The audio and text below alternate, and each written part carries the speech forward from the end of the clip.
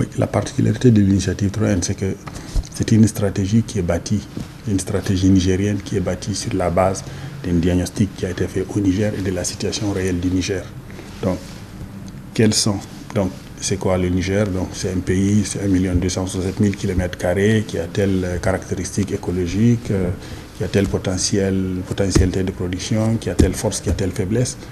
Et pour sortir de l'insécurité alimentaire permanente et pour sortir des crises alimentaires répétitives après chaque sécheresse, comment on s'organise? Et donc, on a bâti la stratégie en se posant des questions simples comme ça et en regardant le pays dans lequel nous vivons et en cherchant les solutions à partir de l'environnement qui est le nôtre. Donc, nous avons dit que finalement, pour sécuriser durablement la production, les productions agro-silvopastorales et halieutiques, il faut maîtriser l'eau.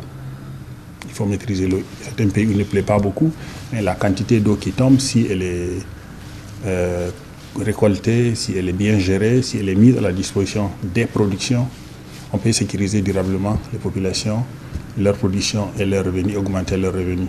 Deuxièmement, le Niger, c'est un environnement aussi qui est extrêmement fragile avec les changements climatiques, avec les différents types d'érosion. Alors on a dit aussi, il faut protéger l'environnement, il faut restaurer les bases productives, donc restaurer les terres, infiltrer les eaux de ruissellement, restaurer le couvert végétal et ramener l'environnement, le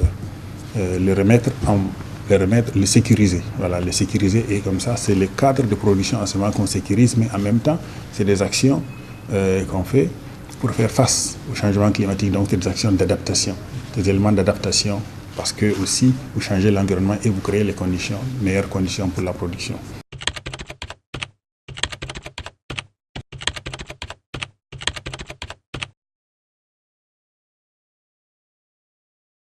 Quand vous maîtrisez l'eau, vous mettez l'eau à la disposition des producteurs, il faudra donner aux producteurs l'accès à tous les types de services dont ils pourraient avoir besoin, que ce soit les producteurs les plus vulnérables ou les moins vulnérables. Il faut créer les conditions pour qu'ils accèdent aux services le plus proche possible d'eux. Et c'est pour ça qu'on a développé ce qu'on a appelé les plateformes intégrées, qu'on appelle aussi maisons du paysan, donc à l'intérieur desquelles tous les types de services dont les producteurs peuvent avoir besoin sont disponibles. Ils ont besoin de céréales, vous avez un dépôt de céréales, un magasin de céréales dans chaque commune. Vous avez, dans un premier temps, dans chaque commune. Donc, s'ils ont besoin d'intrants agricoles, zootechniques, vétérinaires, ils les ont. Ils ont un magasin. S'ils ont besoin de l'information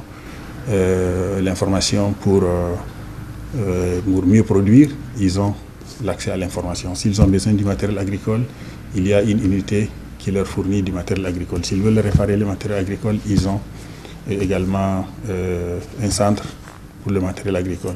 Ils veulent avoir l'accès à l'information, oui, à la radio rurale aussi. Ils veulent avoir accès au financement, donc nous avons mis en place un fonds d'investissement pour la sécurité alimentaire, donc vous avez un guichet aussi pour accéder au financement. Voilà, donc l'ensemble des services et tout ça est administré, parce qu'il y a aussi une unité d'administration, donc au niveau de la commune, c'est organisé et la commune administre ça avec les différents producteurs, avec les différentes catégories de producteurs.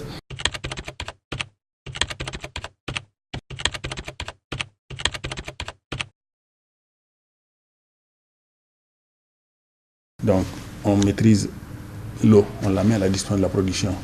On donne tous ces paquets de services aux producteurs qui les utilisent pour mettre en valeur une terre où l'eau est disponible. Donc, ça permet d'augmenter les rendements, ça permet d'avoir accès aux technologies. Donc, la conséquence, c'est que les producteurs sont désormais plus sécurisés, ils produisent mieux, ils sont moins vulnérables, et ils gagnent plus de ressources. Et ça, c'est pratiquement depuis 2011, on a pu le voir. Et c'est pour ça que depuis 2011 jusqu'à aujourd'hui, il y a eu au moins 3 sécheresses assez dures, avec des crises alimentaires, mais vous n'avez plus jamais entendu parler de famine au Niger, alors qu'avant la mise en place de l'initiative 3N, malheureusement, 3 années sur 4 ou 2 années sur 3, on a des sécheresses qui aboutissent à des crises extrêmement dures où quelquefois on parle de famine et quelquefois même sans parler de famine, on sait que les gens sont dans des situations extrêmes de vulnérabilité. Donc ça, c'est les conséquences positives directes de la mise en place des maisons du paysan. Donc renforcer les capacités des communes à s'organiser, à gérer et mettre à la disposition des producteurs les services qui leur permettent d'augmenter leur production et de se sécuriser.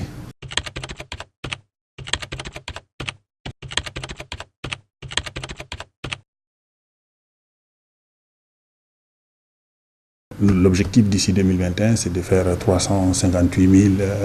réaliser 358 000 hectares, les mettre en production. Donc, aujourd'hui, on a parcouru au moins la moitié de cet objectif-là. On a atteint plus de 200 000, donc dépassé l'objectif, la moitié de l'objectif. Et pour ce qui concerne les restaurations et le reboisement, donc on a un objectif extrêmement ambitieux de récupérer plus de 200 000 hectares parce qu'on en perd 100 000 hectares chaque année.